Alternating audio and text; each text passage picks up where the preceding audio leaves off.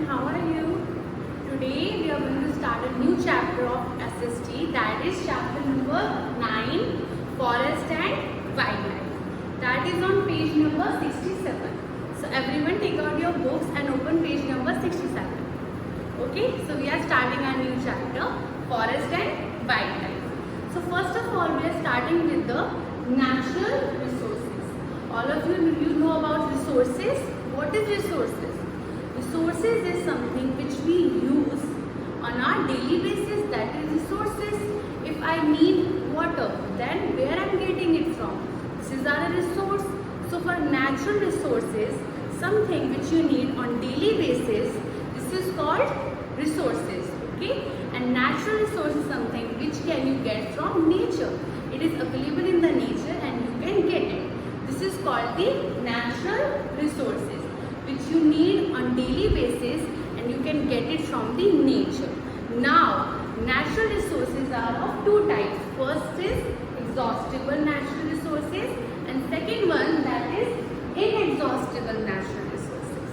Okay, exhaustible natural resources, by the word exhaustible, you can understand something that can exhaust. It means something that can run out, which you can't get. That is exhaustible natural resources.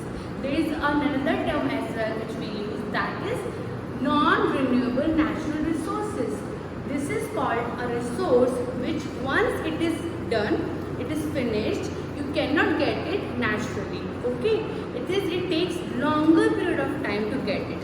Like for example, there is coal, petroleum, minerals and natural gases. All of these natural resources run out very quickly, and when they are finished, we are not able to make it again. So these kind of resources is known as exhaustible natural resources.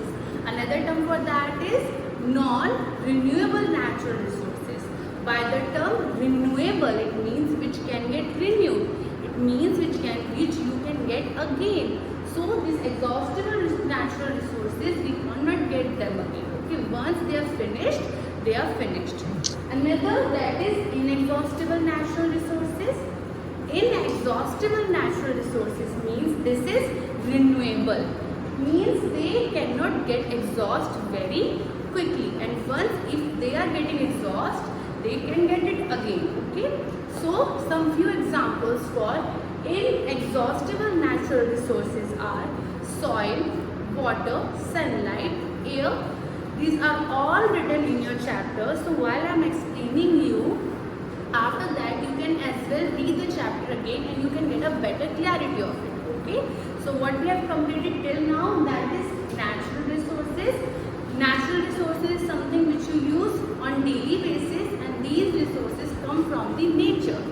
Second is exhaustible natural resources. Exhaustible natural resources is something which can get exhaust, means which can get run out, and these are non-renewable natural resources which you cannot get renewed.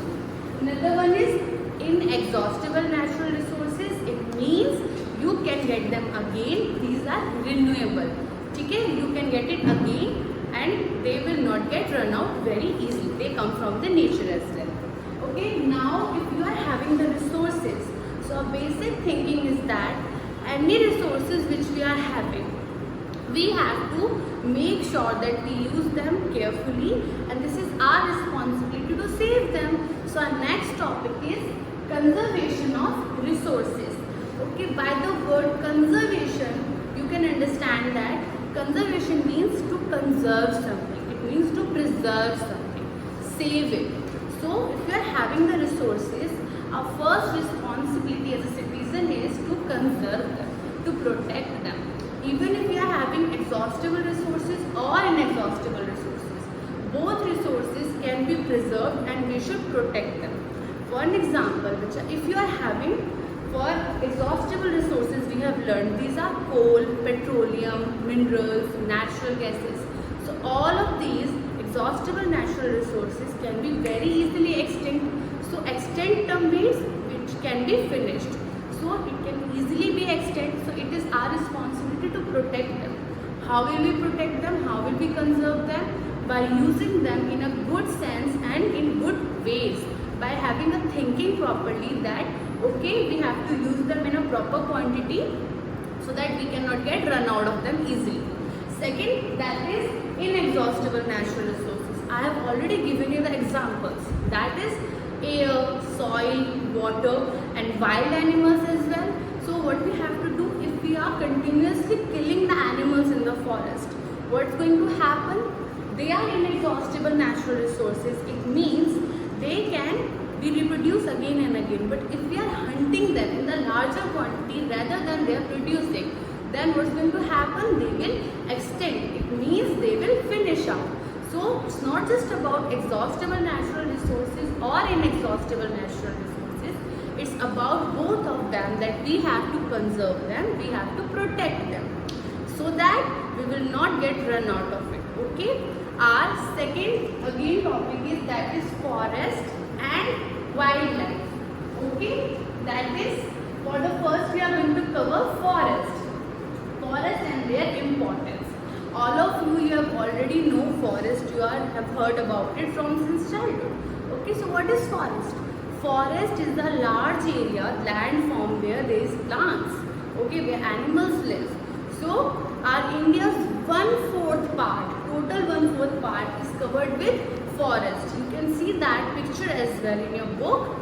Okay, so this the land area which is covered from the forest and where animals live, this is called as forest. So in forest, why it is important? It is important for all of us, for us as well as for the wildlife, the animals. Why so? Because forest, first I am going to tell you some few points which is going to tell you the importance about the forest. First one, all of the resources which we get, that can be wood, that can be a lot of things which we make from wood, that is paper, eraser, all of these goods are getting from the trees which are grown in the forest. Another thing, a forest work as a shelter for the animals, okay, as well as for the tribal communities which live over there. Tribal communities means the people who are living over there since years. Their home is in the forest. Okay, they live over there with their families. So, forests work as a shelter as well. Forests work as a natural resource calamities as well. Because by the forest, you will get the rain. Why? You will get the oxygen as well. Because the forest, there are so many trees. So, because of them, they also give you the oxygen that is in the air. Second of all, they will give you the rain, because the temperature over there will get little bit down, and you know about it, when there are good amount of trees, good amount of forest, it will work for us as well as for the animals. Okay, so this is about the forest as well as for the importance of the forest. Okay, I hope all of you liked today's session and all of the topics I have covered today. I hope you understand them. If you have any doubts regarding it, we will clear it when you get back to the school. Okay, so but it's your responsibility as well to go through these topics from your book. That is chapter number 9. Thank you so much.